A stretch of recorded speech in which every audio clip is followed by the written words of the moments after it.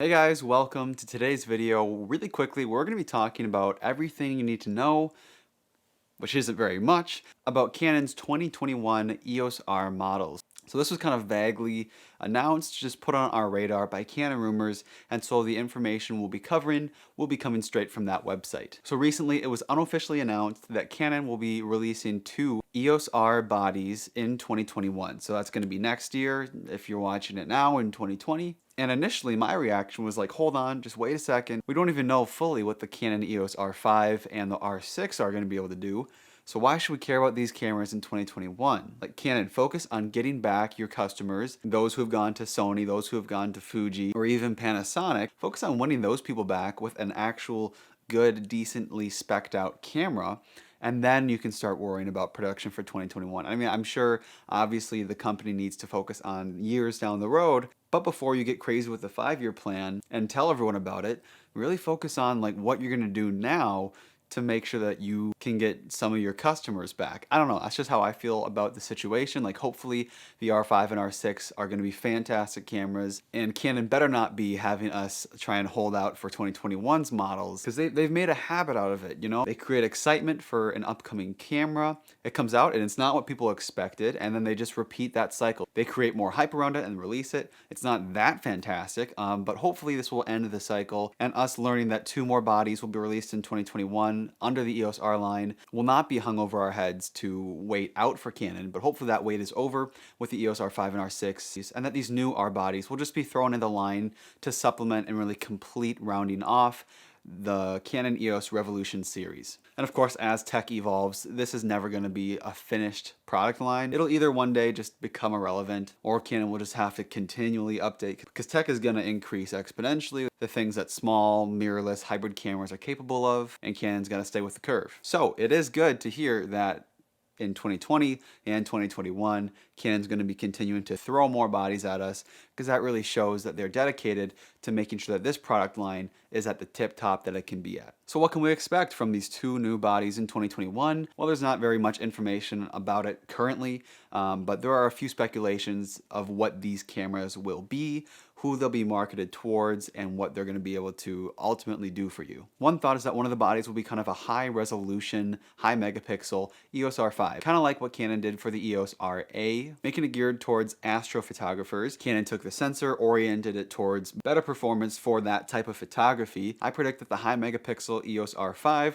will just be a different sensor that will have a lot more megapixels and won't be geared towards videographers like the R5 will be, more towards still shooters. So getting professional quality photos with high megapixels and hopefully a really fast shooting speed, so sports photographers can really enjoy this. That is just my prediction. Although one downside with having super high megapixel cameras is that they tend to come up short in low light performance. So the noise that you see, the ISO grain, is subject to be worse in cameras that have higher megapixel sensors as opposed to ones with fewer megapixels like the 1DX line and stuff like that. High megapixels, you can crop in a ton, you get really good quality for each individual pixel, depending on the sensor. That's not an actual guarantee, generally speaking. And lower megapixels, you have fewer to work with, so the more you crop in, the less detail you will potentially have, but it can perform better in low light. And as I kind of briefly said before, I think these cameras are going to be geared very specifically towards a select group of individuals or consumers who would want to buy these cameras. So the EOS R is going to be potentially replaced by the R6.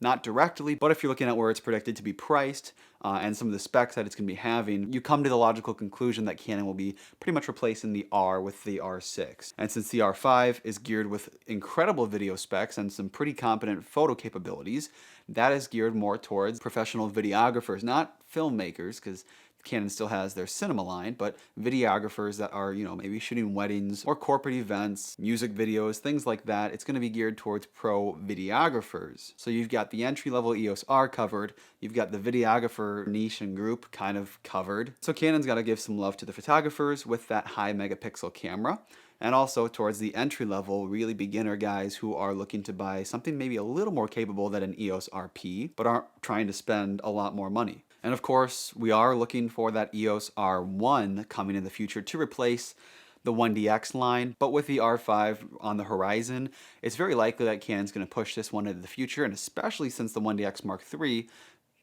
being pretty recently released is still a thing. So Canon's going to want people to buy that camera as well. So it doesn't make sense for them to kill off the DSLR version of the 1 series. They'll probably give it at least a couple years. So in addition to that high megapixel camera, expect to maybe see an EOS RP replacement, perhaps named an R9, who knows? But it should be priced pretty similarly, a little bit over $1,000 probably. And specs wise, we are going to be seeing improvements from the RP, whether that's in dynamic range, in megapixels and video resolution, giving us autofocus for the 4K potentially. I wouldn't be surprised, however, if the RP replacement had a 4K crop, just because that does seem kind of like a more premium feature that you would get from a more highly priced full-frame mirrorless camera. But who knows, Canon could surprise us and they could give us a little bit more bang for our buck, since we've been deprived of that for quite a few years. But I'm very excited to see what these next 2 years are going to bring as far as cameras, releases, and just what Canon has up their sleeves.